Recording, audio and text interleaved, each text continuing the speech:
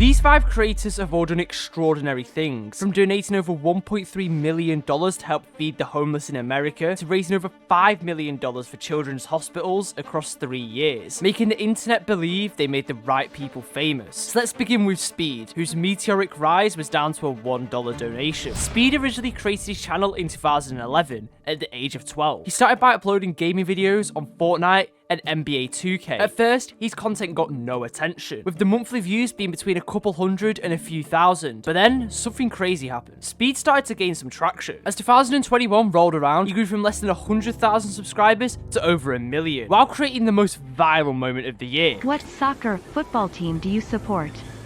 Cristiano Ronaldo, Suey. Simple as that, bro. Which would eventually shape his entire online personality. It was Speed's over-the-top reactions and energetic personality that people liked, which is like another creator, but we'll get to that later. In 2022, Speed won Breakout Streamer of the Year, while also pushing the boundaries of YouTube. His song World Cup became a social media hit, and his fame was reaching new heights. But what has Speed done to deserve the respect of the internet? Over the last year, Speed has begun doing streaming tours. Throughout these streams, he has been seen donating money to fans, helping sick and endangered animals. Oh, is it okay? Here, baby. Here, baby. And being mature about his community's bad reactions. What the just happened? He also donated over $50,000 to victims of the Turkey and Syria earthquake, alongside a further $50,000 during his sparring event with KSI. Pretty impressive at the age of 19. Blowing up on social media meant Speed had to grow up quick, and his ability to not let the fame get to him at such a young age is what his audience admires. His tours are pushing the boundaries of stream content creation, just like how our next creator completely changed gaming content forever. Danny Aarons began posting YouTube videos 8 years ago in 2016. It wouldn't take long for Danny to get his first viral success, but not the type of virality most creators want. Mum! Yeah? I'm on 443 subscribers! Who gives a... Danny's first viral success was a meme, which gained him a small audience at the start of his career. When he finished school, Danny decided to pursue YouTube full-time. Posted many times a week for over 2 years without seeing much success. That was until he started his Champs Challenge series. In these videos, Danny would build a team following the rules of the challenge, and then play some competitive matches with the team. This allowed Danny to show his personality, as his old videos were more informative. But this wasn't the only success that Danny had. He also began featuring his parents, especially Mother Aarons, in his videos. The chemistry between the family made the videos even better and created some of Danny's most viral hits to date. As his popularity grew, he started another channel dedicated to FIFA Road to Glories, some of the most popular being Still Last Season and Adiemi's Army. This doesn't explain why Danny deserves to be on this list, but his fitness journey does. You may have noticed a significant change in Danny's appearance, and that's because he lost over 25 kilograms while making YouTube content. Yet, he wanted to take this a step further. He wanted to have a boxing fight, which happened a few months ago on the Misfits card. He fought against ex-footballer Danny Simpson and got a draw. This isn't all that Danny has done. He's managed to adapt his content to match the aging of his audience, which is why he still pulls in millions of views per month, alongside featuring in the Simon content and having a social life. Although Danny hasn't done much for charity, his commitment to the gaming niche and his humble rise are to be admired. And a humble rise is similar to how Nick A30 got his social media fame. Nick launched his channel in 2014, yet it was only a side project. Nick was a dedicated student doctor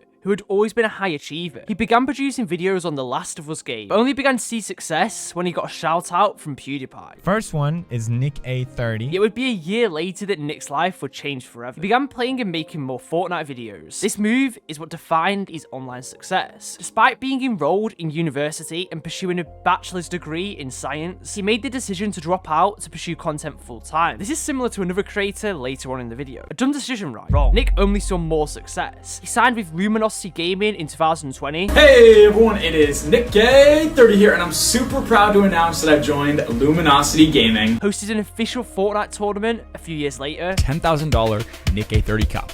And in 2024, he got his own Fortnite icon skin. Oh my! It's already favorited?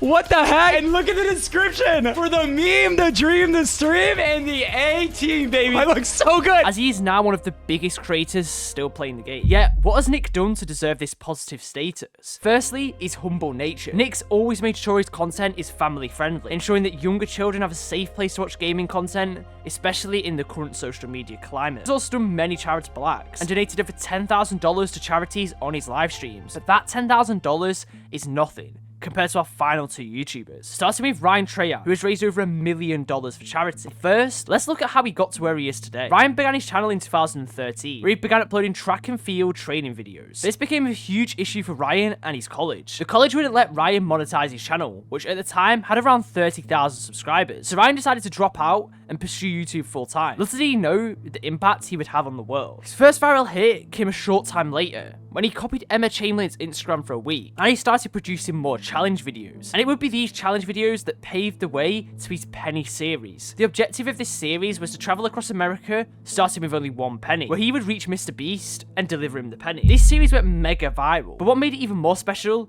was the fundraiser that was attached to it. He was aiming to raise money for Feeding America, where every 10 cents equaled a meal for someone in need. He managed to raise over $1.4 million, making it one of the biggest fundraisers in YouTube history. Yet this isn't the last insane charitable act that Ryan would do. He followed the same concept in 2023, when attempting to get from Europe back to America, again with only a penny. This time, he managed to raise over $400,000 for water.org, which is even more impressive considering the series was only 1 week long. And making large charitable donations is one reason why MatPat is YouTube royalty. We all know the story of MatPat, so I will explain this in less than a minute. He started his channel when he was at one of his lowest points in life. He graduated with a theatre degree, and the only positive was his wife. Yet, that was all about to change when she finally persuaded him to start game theory. Matt had a passion for gaming and science, so decided to combine the two. The idea was an immediate hit, and ended up becoming loved by the community. As the years progressed, he expanded the MatPat empire. He started film theory a few years later, and followed that with food theories and style theories. But other than that, what has he done to help the community? In 2016, Matt got the opportunity to meet the Pope, and during his short interview,